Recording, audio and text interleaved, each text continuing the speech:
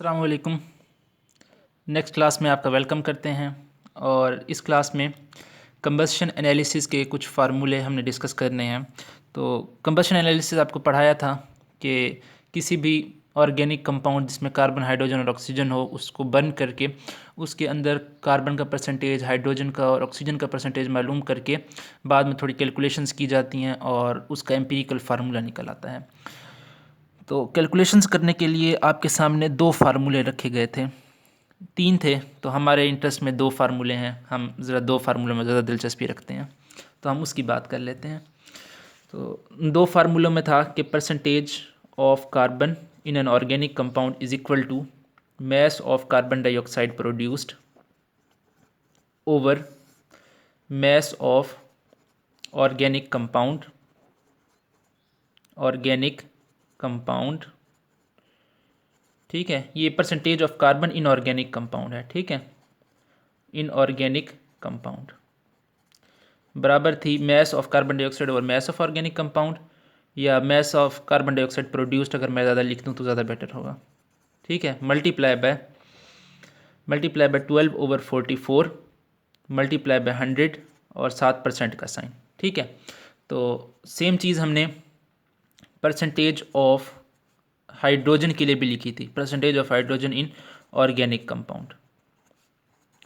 Percentage of hydrogen in organic compound बराबर है mass of H2O produced, combustion analysis के दौरान कितना H2O प्रोड्यूस हो उसका mass, over mass of organic compound, यानी जो सैम्पल ऑर्गेनिक कंपाउंड का हमने इस्तेमाल किया उसका मैस कितना था, जो हम कंबस्शन एनालिसिस स्टार्ट करने से पहले हम वेट करके मालूम कर लेते हैं, और multiply by 2.016 over 18 multiply by 100, साथ इधर परसेंट का साइन। ओके, तो ये दो फार्मूले हमने पढ़े थे और आपको कहा था कि इन फार्मूलाज के अंदर वैल्यूज़ पुट करते जाइए और आपको आंसर मिल जाएंगे।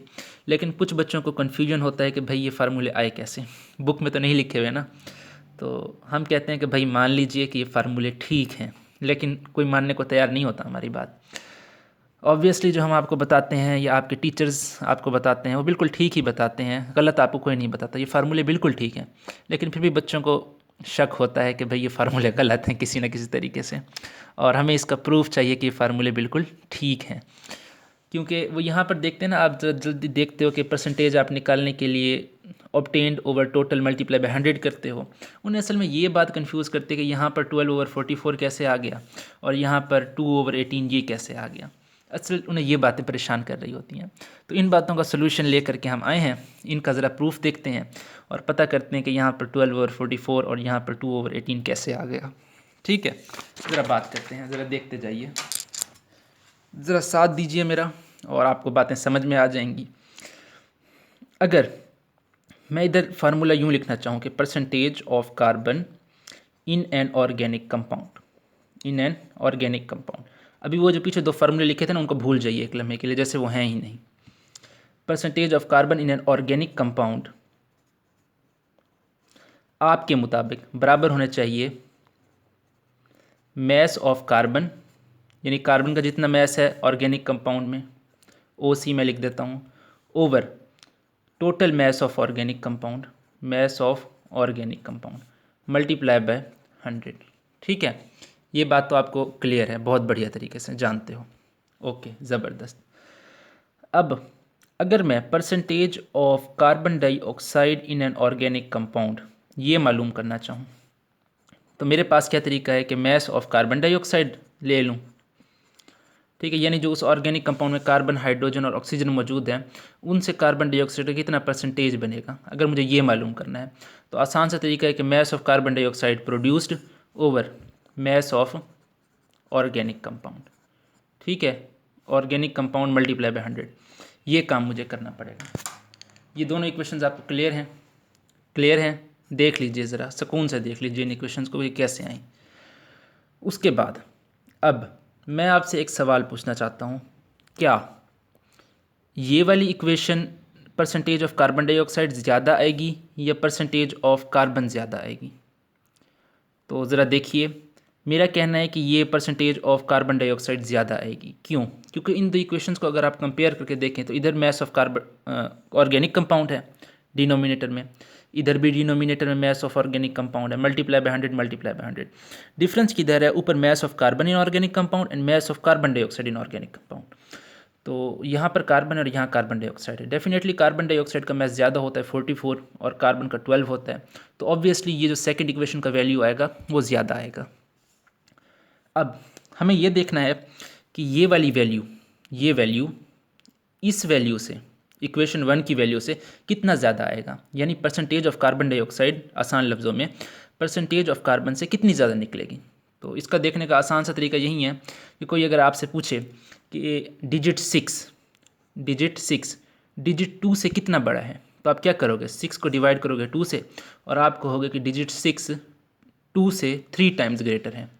ठीक है, यही बात आप कहोगे ना। तो सेम काम हम यहीं पे करने लगे हैं कि percentage of carbon dioxide in organic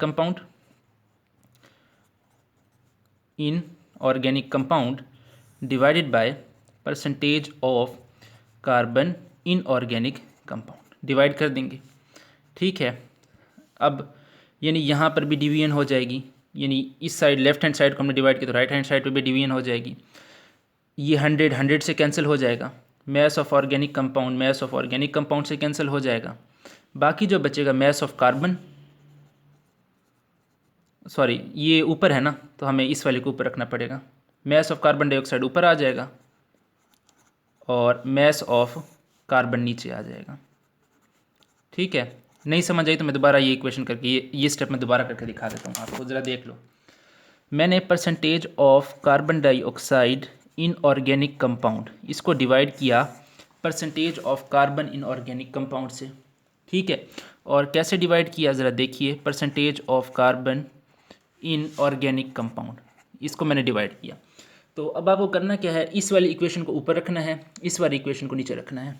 कैसे? देखिए, इस वाली इक्वेशन को मैं ऊपर रख देता हूँ, mass of carbon dioxide over mass of organic compound multiply by 100 divided by mass of carbon over mass of organic compound multiply by 100।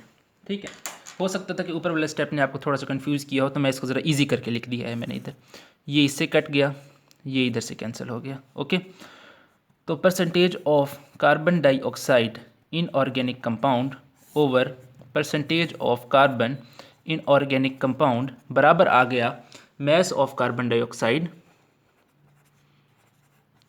Over mass of carbon के। ठीक है, इसके बराबर आ गया। आप जानते हो कि मास ऑफ कार्बन डाइऑक्साइड कितना होता है? 44 होता है, और मास ऑफ कार्बन डाइऑक्साइड 44 होता है, और मास ऑफ कार्बन कितना होता है? 12। तो 44/12 अगर आप करो तो आंसर आता है 44/12 आता है 3.666, यानी राउंड अबाउट करके 3.67 लिख सकते हैं हम।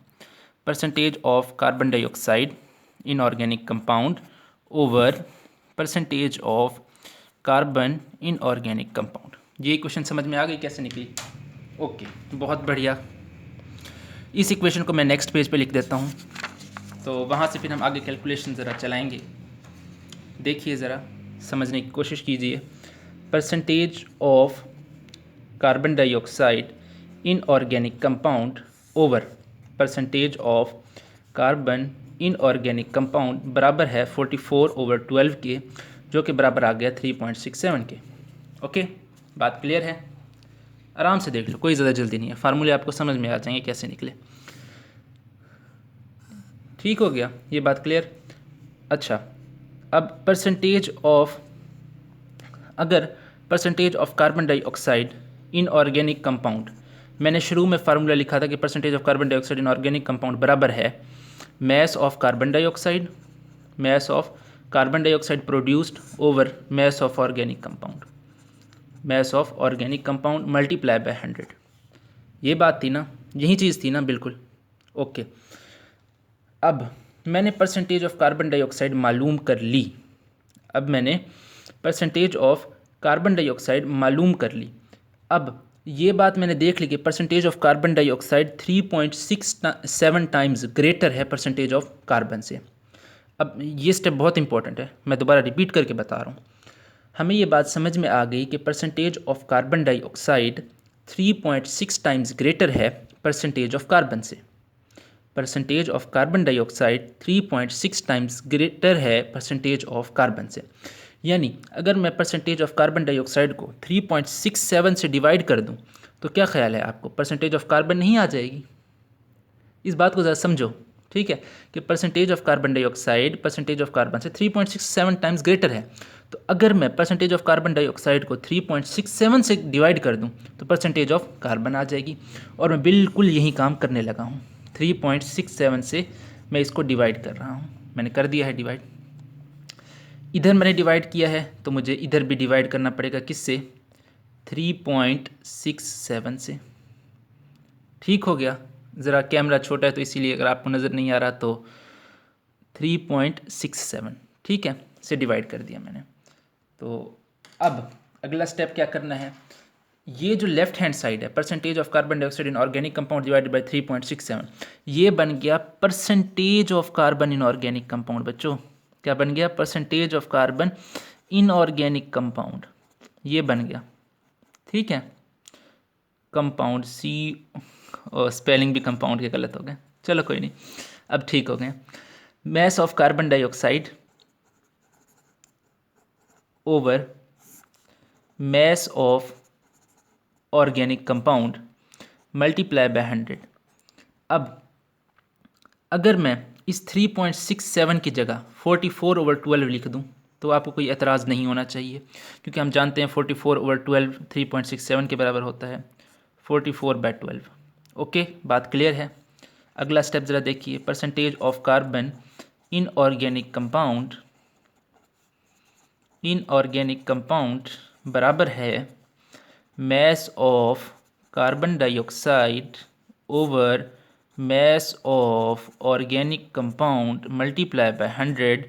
इस डिवाइड के साइन को अगर मैं मल्टीप्लाई में चेंज करना चाहूँ तो 12 ऊपर 44 नीचे, 12 ऊपर 44 नीचे। तो percentage of carbon in organic compound बराबर आ जाएगा आपके mess of carbon dioxide over mass of organic compound